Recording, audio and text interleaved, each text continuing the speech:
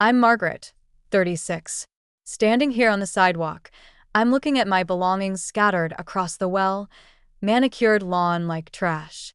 After 16 years of marriage, Victor just threw me out while I was with my dying grandfather. Little did he know that I've been ready for this betrayal for years. The house he thought was our only asset is just a small part of the picture. The joint accounts he controlled were just decoys. As I call an Uber, I can't help but smile. Let the game begin. Victor and I seem to have the perfect marriage from the outside. He's a well-known cardiologist at Cedarwood Medical Center, making a fortune every year. He's respected by his colleagues and adored by his patients. I was the supportive wife who'd been by his side since our junior year at Yale. Everyone envied our life in our six-bedroom mansion in Silverbrook Estates. We met at a charity ball when I was 20. Victor, with his charming smile and grand plans, swept me off my feet. I was studying business administration while he was pre-med. Those early days were like a dream. I'd help him study for exams, and he'd bring me snacks during my late-night study sessions. We talked about building a business empire together. Equal partners, he'd say. When he got into medical school, I took on extra jobs to support us. "You're investing in our future," he'd say, kissing my forehead. "Once I'm successful, you'll never have to worry about money again." I graduated with top honors and landed a job at a big-name investment firm. My career was taking off. By 27, I was managing large portfolios, and my boss was eyeing me for a partnership. But then Victor finished his residency and joined an exclusive private practice. Everything changed. "The wife of Dr. Thompson can't be working such long hours," he insisted. "My colleagues' wives take care of our social events. It makes me look bad when you're not available." At first, I resisted. I've worked too hard to give up my career. But he convinced me it was an evolution. "We don't need your income anymore," he said. Gradually, I cut back my hours, then became a part-time consultant, and finally only worked with a few select clients. Meanwhile, our social obligations multiplied. Charity auctions, hospital galas, country club parties. I became his perfect accessory. His control didn't stop at my career. Victor insisted on managing our finances, saying I was too emotional about money, even though I had a professional background in it. He scrutinized my every purchase while spending thousands on luxury watches without a second thought. My clothes had to meet his standards. "That dress makes you look dowdy. My colleagues will think I can't take care of you." One by one, my friends disappeared from my life. "Lisa is too negative," he'd say. "Mark was clearly flirting with you." My college roommate, Emily, was a bad influence because she talked about her divorce. Before I knew it, I was completely isolated. 4 years ago, the first crack in our perfect facade appeared. A text message popped up on his phone while he was in the shower. The sender was Lily Reed, a nurse at his practice. The preview said, "Can't wait to be in your arms again." My heart dropped. I tried to convince myself it was innocent, that it might be about a patient. But then there were unexplained expenses, late nights at the hospital that didn't match the schedule, the smell of unfamiliar perfume, and lipstick on his collar. Victor became more and more critical. My cooking was too bland, I'd gained weight, and I was boring at parties. When I suggested couples therapy, he laughed. "You're being paranoid. Doctors don't marry other professionals because they over-analyze relationships." His mother, Evelyn, was my harshest critic. A former socialite who'd never worked a day in her life, she lived nearby and would show up unannounced. "Margaret, dear, that roast is a bit dry, isn't it?" Victor always liked it more tender. Victor never stood up for me. "She means well." "She just wants what's best for us," he'd say. But his sister, Natalie, was different. 3 years ago, at a family picnic, she pulled me aside. "He's doing it again," she whispered. "Doing what?" I asked. "The same thing he did to his first wife, Sarah." I was shocked. I'd never heard about Sarah. Before she could say more, Victor appeared and pulled me away. "Natalie always tries to cause trouble," he said. That night, I lay awake, wondering who I'd really married. Despite my doubts, we kept up the perfect image. At social events, we were the golden couple. But behind my smile, I started to collect evidence and plan my escape. I noticed changes in Victor's behavior. He was trying to secure his assets.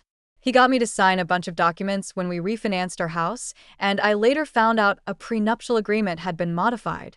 He also started suggesting I close my personal accounts. Let's consolidate everything. It's more efficient.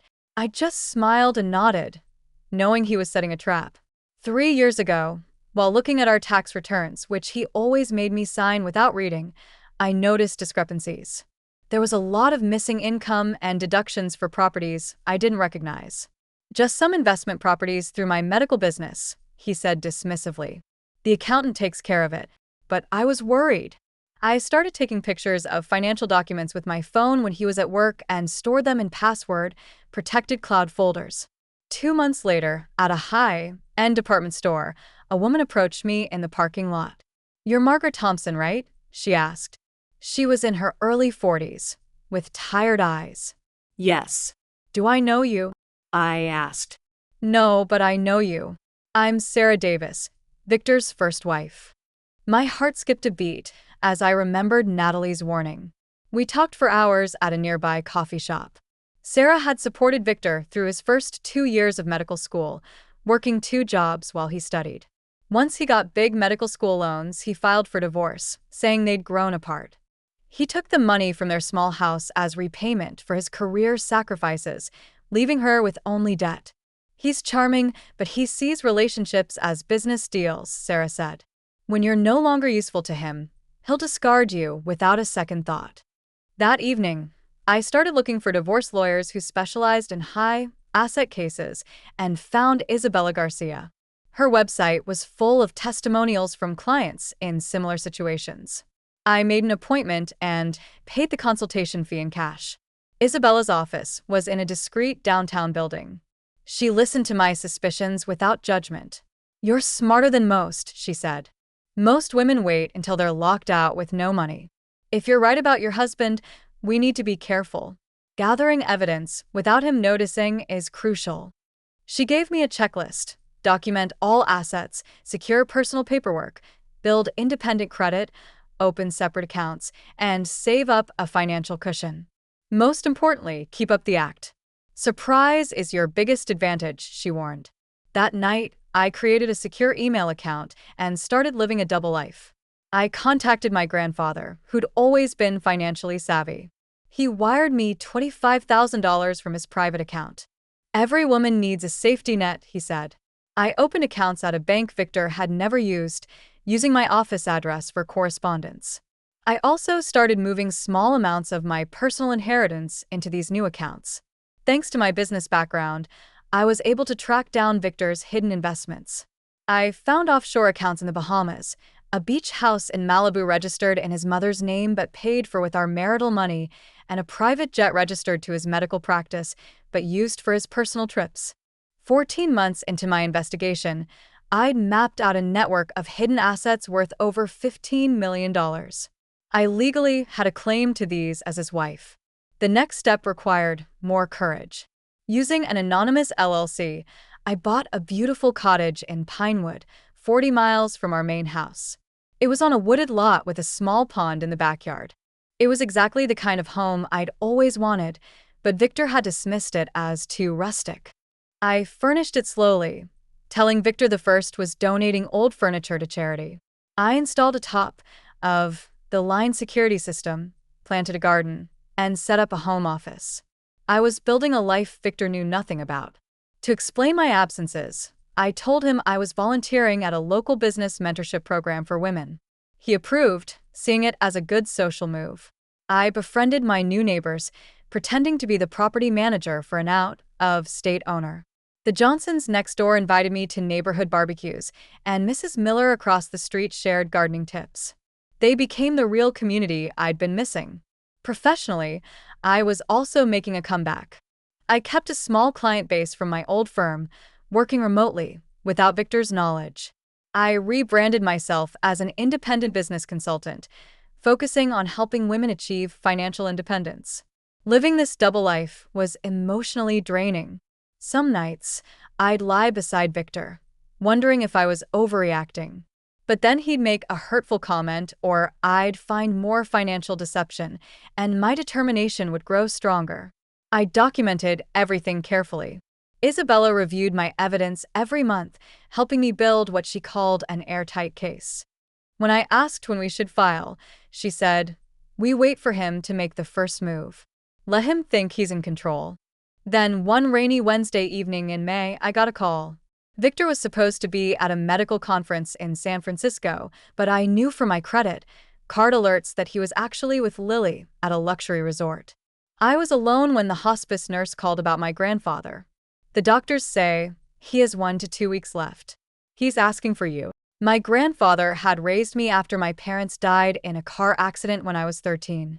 The thought of him dying alone was unbearable. When Victor got home, I told him about my grandfather's condition. "I need to go to him now."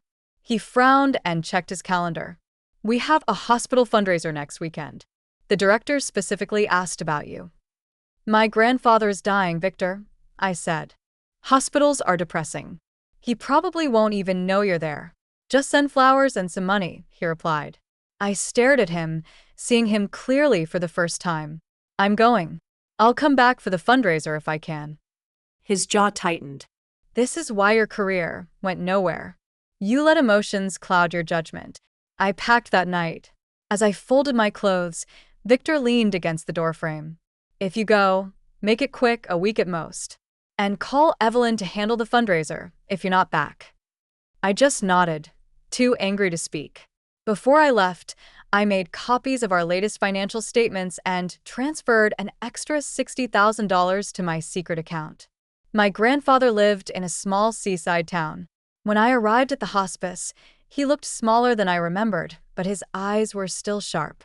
"You finally got away from him," he said instead of a greeting. I kissed his cheek. "It's just temporary. I'll go back." He waved me off. "Sit down and tell me the truth. Is he still controlling you? Are you still pretending to be happy?" For 16 years, I'd maintained the lie of our perfect marriage. But something about his directness, combined with the knowledge that our time was limited, made me break down. I told him everything: Victor's infidelity, the financial deception, my secret preparations, the cottage in Pinewood, and the evidence I'd gathered. He listened quietly, nodding occasionally. When I finished, he laughed. "You're my granddaughter, all right." I was starting to wonder. He told me about his own marriage. His wife, my grandmother, had cheated on him for years. But he'd opened his own accounts and invested wisely. By their 30th anniversary, he had more money than she did, all hidden away. He opened his bedside drawer and took out a jewelry box. "These diamonds are from anniversaries and birthdays, plus some I bought myself. Have them appraised. They're worth a fortune. I've changed my will. Everything goes directly to you." I was hesitant. "I can't take these." "You can and you will. Consider it my contribution to your escape fund," he said. "But remember, the money and the evidence are just tools. The strength to leave has to come from within you." Over the next 2 weeks, as my grandfather's condition worsened, we had the conversations we should have had years ago. He told me about his regrets. I was financially independent, but emotionally trapped. I stayed too long for the sake of appearances. "You should leave and find real happiness," he said. He made me promise to look through a trunk in his attic. There are journals. Learn from my mistakes. The journals revealed a brilliant man who'd sacrificed his own dreams to support my grandmother's social status. Despite his secret fortune, he'd lived a life of emotional compromise. In his final days, my grandfather drifted in and out of consciousness. One clear moment, he held my hand tightly. "Sometimes the bravest thing you can do is walk away. Don't wait too long to live your real life."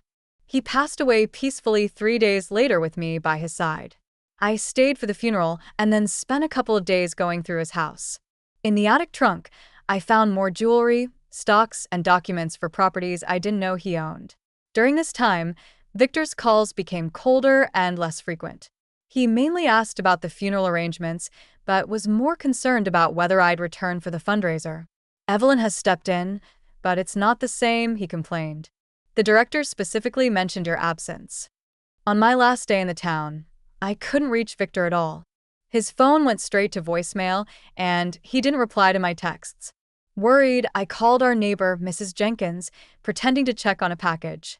"Oh, everything seems fine over there," she said hesitantly. "There's been a red sports car in the driveway for a couple of days. I thought you knew." An hour later, she sent me a photo of the car. I recognized it immediately. It was Lily's. I booked a flight home a day earlier than planned. On the way, I felt a strange calm. I'd been preparing for this moment for 3 years. Now that it was here, I wasn't afraid or angry. I was just ready. When the taxi dropped me off at our driveway, from a distance, everything looked normal. But then I saw it.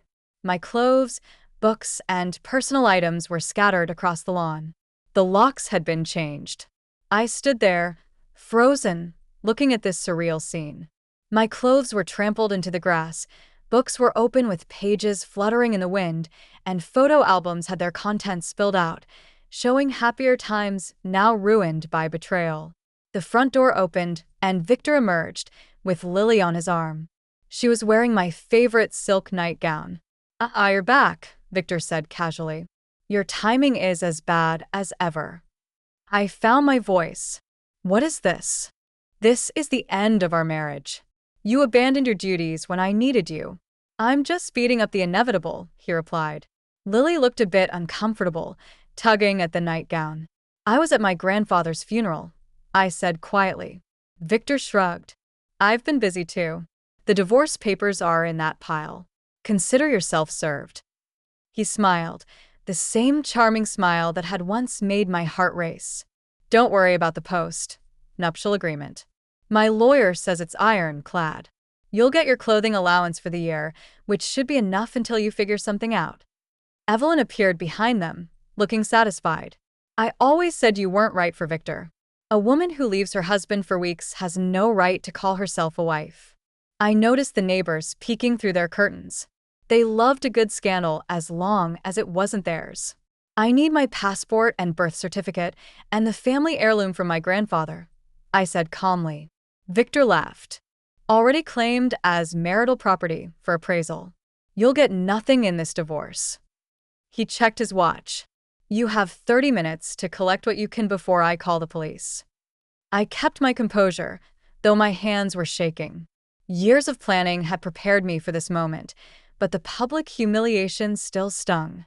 As I gathered my things, Victor watched from the porch, whispering to Lily and sipping a drink from Evelyn. They were enjoying this show, the powerful doctor getting rid of his ungrateful wife. I found the divorce papers in an old book. The filing date was 5 days ago, while I was at my grandfather's funeral. I put them in my bag without reading further. My phone vibrated with a text from Isabella. "Joint accounts emptied 25 minutes ago. $380,000 transferred to his private account. Documented." A silver SUV pulled up and Natalie got out. She came straight to me and knelt down to help pick up the photos. "I'm so sorry," she whispered. "He's been planning this for weeks. I tried to warn you." Victor's voice boomed from the porch. "Natalie, family sticks together. Get back here now." She squeezed my hand and then went back into the house, leaving me alone with the mess of my marriage. When my suitcases were filled with what I could save, I called an Uber. Victor smirked, thinking he'd left me homeless and penniless. Little did he know I was going to a storage unit to secure these things before moving into my fully furnished secret cottage. "Time's up," Victor said, holding his phone. "Should I call the police, or will you leave quietly?" I looked up at the three of them on the porch and felt a moment of clarity. They thought this was the end of me. In reality, it was just the beginning. No need for the police. "I have everything I came for," I replied calmly. As the Uber arrived, I turned back. "Oh, and Victor, you might want to check your hospital email. The board sent an interesting message this morning about an internal audit of physician billing practices." His confident expression faltered slightly. From the storage unit, I called Isabella. She said, "This is perfect. He's so sure of his post-nuptial agreement that he's been careless. Very careless." She showed me the divorce filing. Victor had falsified financial disclosures, leaving out the properties and accounts I'd found.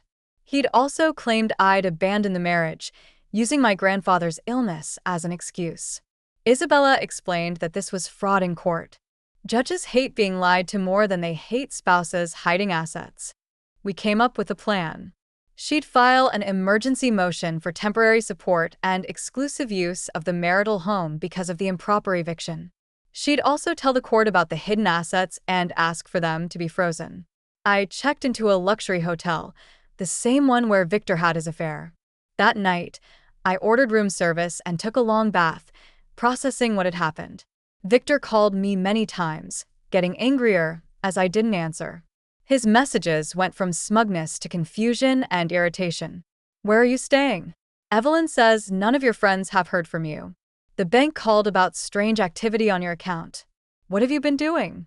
My lawyer says you hired Isabella Garcia. That's an expensive mistake you can't afford." His last message was, "You're embarrassing yourself, Margaret. Come home, and we can work this out." The next morning, I upgraded the security system at my cottage. I wasn't taking any chances with Victor's temper. By afternoon, I'd officially moved in. As I unpacked, I felt a sense of homecoming. This cottage represented the new me, strong, independent, and ready for a new life. My first morning in the cottage was peaceful. For the first time in 16 years, I woke up without the stress of meeting Victor's expectations. I sat on the back porch with a cup of coffee, watching the sunlight through the trees and planning my next steps. My phone buzzed with a text from Isabella. "Emergency hearing scheduled for Friday. Stay out of sight until then." That day, I launched my business, Thompson Business Solutions. My website went live, featuring my credentials and services for women seeking financial independence. Professional social media accounts I'd created months ago were now public. Within hours, former colleagues were sharing my announcement, and a few potential clients had reached out. Meanwhile, Victor was falling apart. Our neighbor, Mrs. Jenkins, texted that the police had visited our house because of a domestic disturbance call. Later, she said Victor had been seen throwing things into his car late at night, clearly drunk. Evelyn started calling our mutual friends, saying I'd had a nervous breakdown after my grandfather's death. I ignored all the concern messages. On the third day, Natalie emailed me. "He's crazy trying to find you. Mother hired a private investigator. Be careful." Can we meet? I suggested a coffee shop in a neighboring town to avoid being followed. Natalie showed up wearing sunglasses and a hat, looking around nervously. "He can't understand how you've disappeared. The private investigator is checking homeless shelters," she said. I asked, "Why are you telling me this?" She took off her sunglasses, her eyes red from crying. "Because I know what he's capable of. He and Mother have done terrible things. They alienated our father until he signed over his business to Victor before he died. They've messed with my trust fund, and Victor ruined a colleague's career for questioning his billing practices. They won't stop. Mother has been shredding documents every night." I was cautious. "Why help me now? You've seen his behavior for years." She stared into her untouched coffee. "At the funeral, you were kind to my grandfather, even though he couldn't do anything for you. That's when I realized what family should be like." She slid a USB drive across the table. "These are tax returns from Mother's computer, emails about hiding assets, and the password to his private cloud storage." That evening, a forensic accountant, Mr. Brown, confirmed that the documents were real and very damaging. Victor had been committing insurance fraud, billing for procedures that were never done, and overcharging for routine visits. Most shockingly, Evelyn, who managed his practice's billing, was an accomplice. Mr. Brown warned that this was criminal activity: Medicare fraud, insurance fraud, and tax evasion. I told him to prepare a report for Isabella, but not to report it externally yet.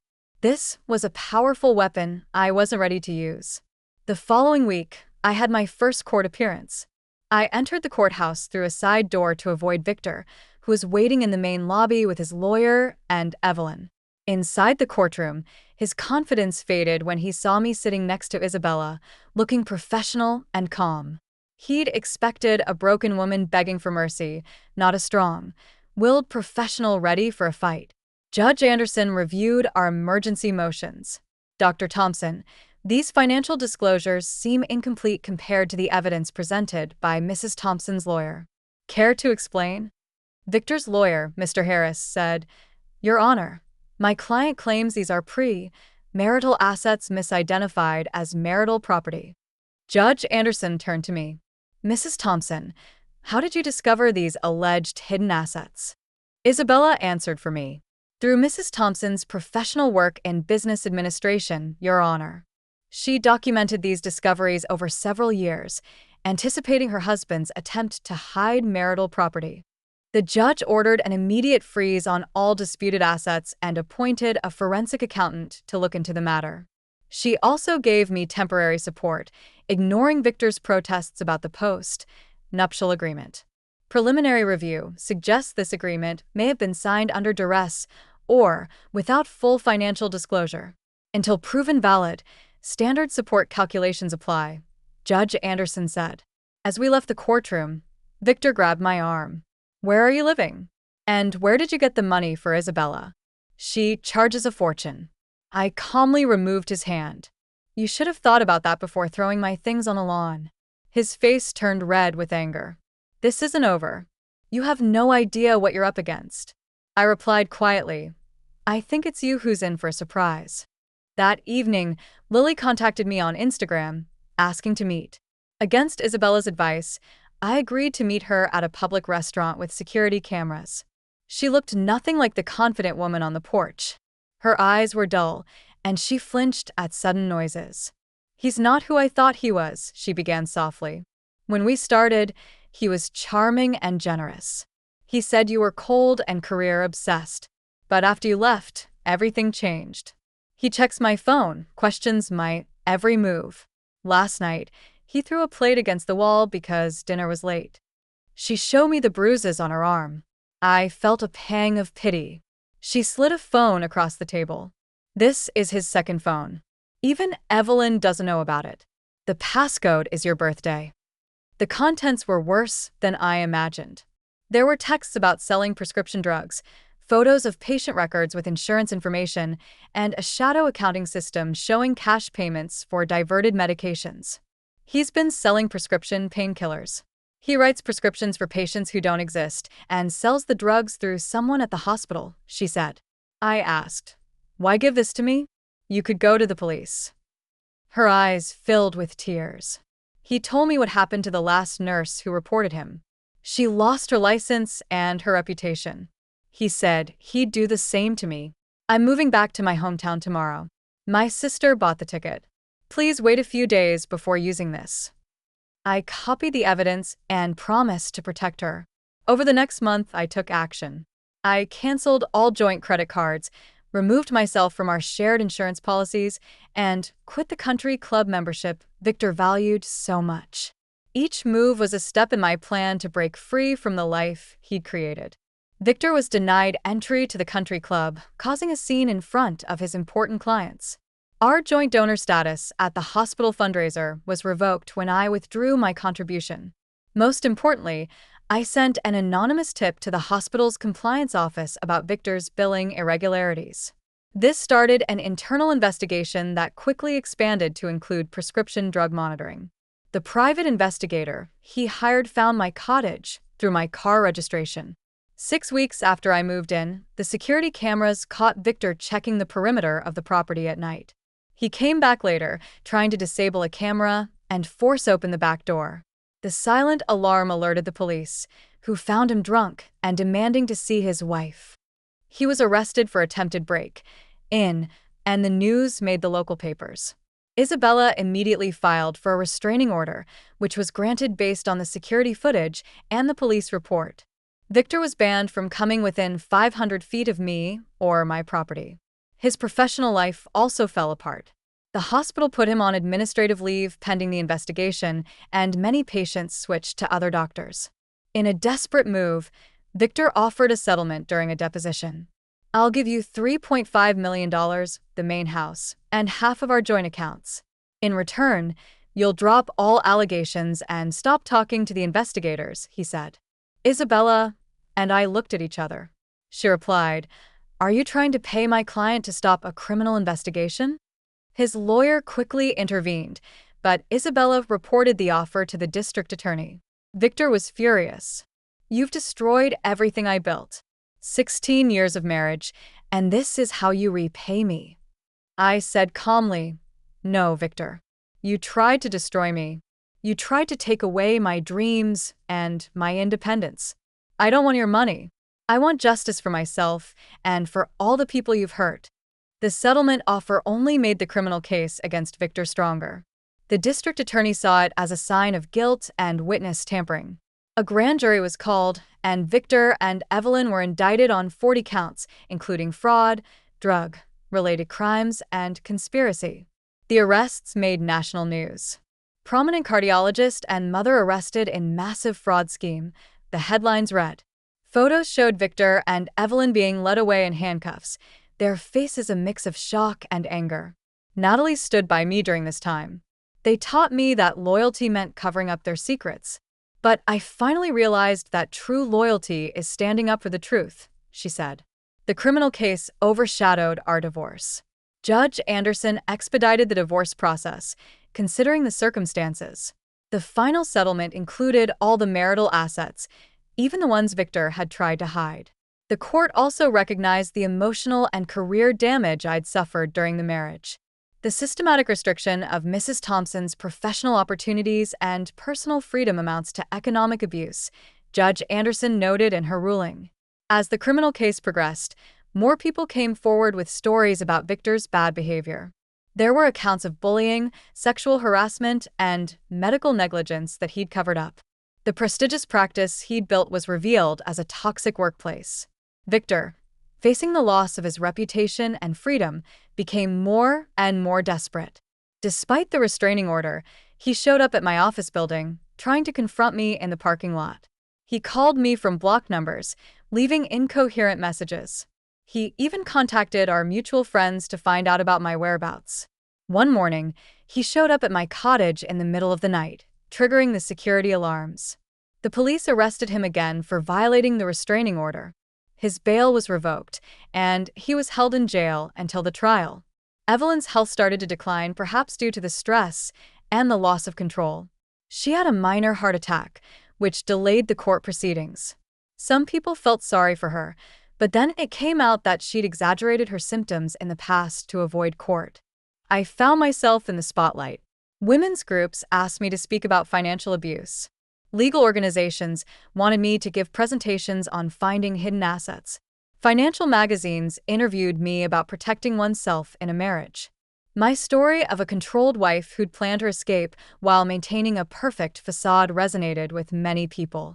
I agreed to some speaking engagements, hoping to help others recognize the warning signs I'd missed. 2 years after the day my things were thrown on the lawn, I sat in the federal courthouse for Victor's criminal trial. After many delays, facing overwhelming evidence and the possibility of decades in prison, Victor agreed to a plea deal. The courtroom was almost empty. The media had moved on to other scandals. Isabella sat beside me, a comforting presence after our long journey together. Natalie sat behind us, torn between family loyalty and the truth. Victor entered in a prison jumpsuit, looking haggard and thin. He barely glanced at me as he sat down next to his lawyer. Judge Roberts reviewed the plea agreement. Guilty pleas to 15 counts of fraud and drug-related crimes in exchange for reduced charges against Evelyn, who has been diagnosed with early-stage dementia. Before accepting the plea, Judge Roberts addressed Victor. "I want to make sure you understand the consequences. You will lose your medical license permanently.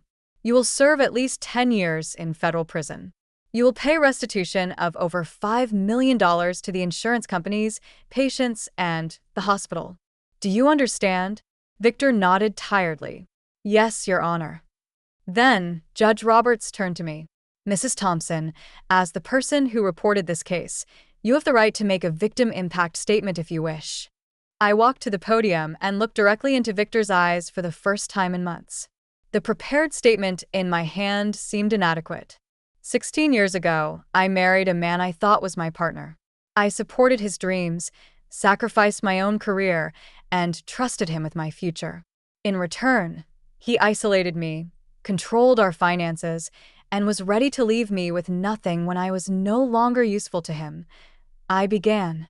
The financial crimes we're here for today are just a part of his pattern of behavior. The same sense of entitlement that made him defraud insurance companies also made him take away years of my life that I can never get back. I paused. I'm not here for revenge. I've moved on from that.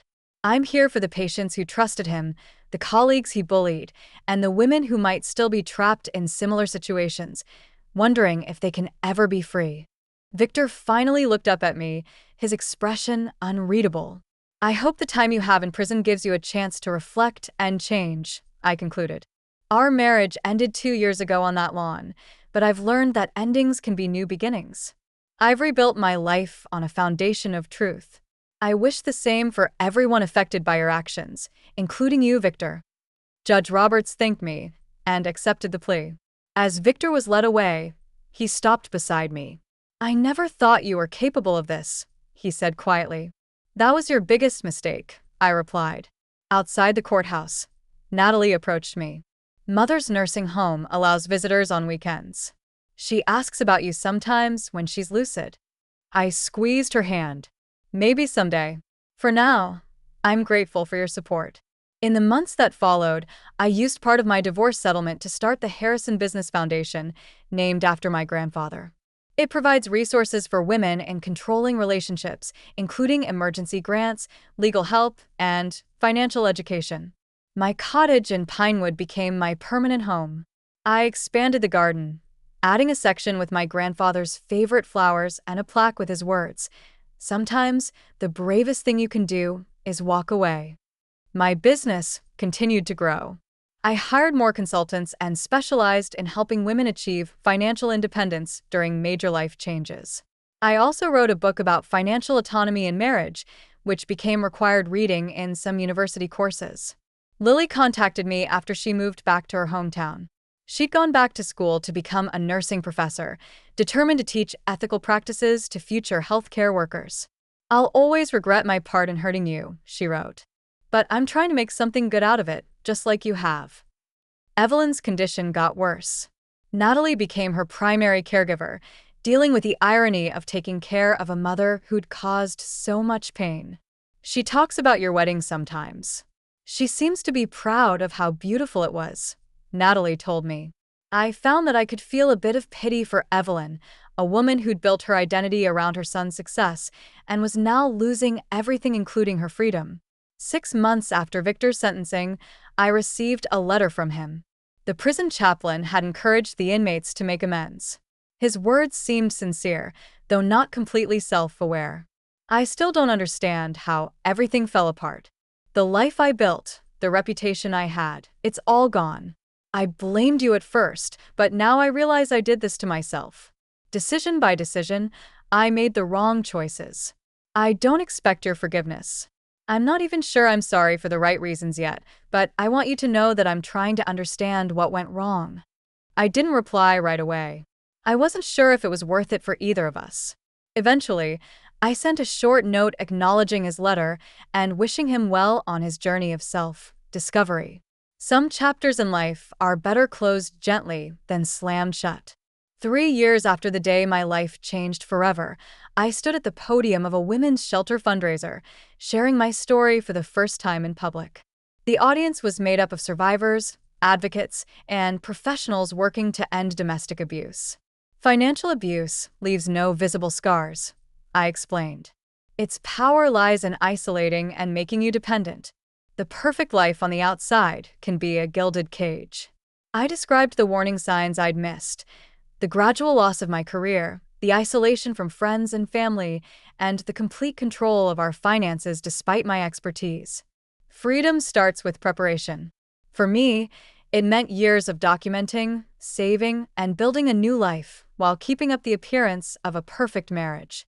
Not everyone has the time or resources to do this, which is why organizations like this shelter are so important, I continued. After my speech, Women came up to me to share their own stories. Some were still trapped, some had just escaped, and others were in the process of rebuilding their lives. One young woman, holding a tattered notebook, waited until everyone else had left. "I've been writing everything down for 9 months. My husband doesn't know I've been saving money. Hearing your story gives me the courage to leave," she whispered. In that moment, I realized the full circle of my journey.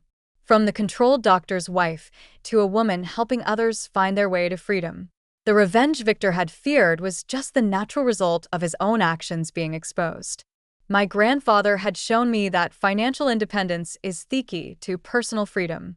Through his lessons and his legacy, I'd found the strength to walk away and build a new life. Now, I'm passing on that wisdom, creating a support network for women still looking for their way out of beautiful prisons. Every time I return to my cottage in Pinewood, I feel a deep sense of gratitude. The garden, the home office, and the quiet reading nook by the pond all represent the choices I've made for myself, not to please anyone else. The perfect doctor's wife is gone, replaced by a woman who's comfortable with being imperfect and true to herself. On the 5th anniversary of my grandfather's death, I visited his grave with fresh flowers and news of the foundation's success.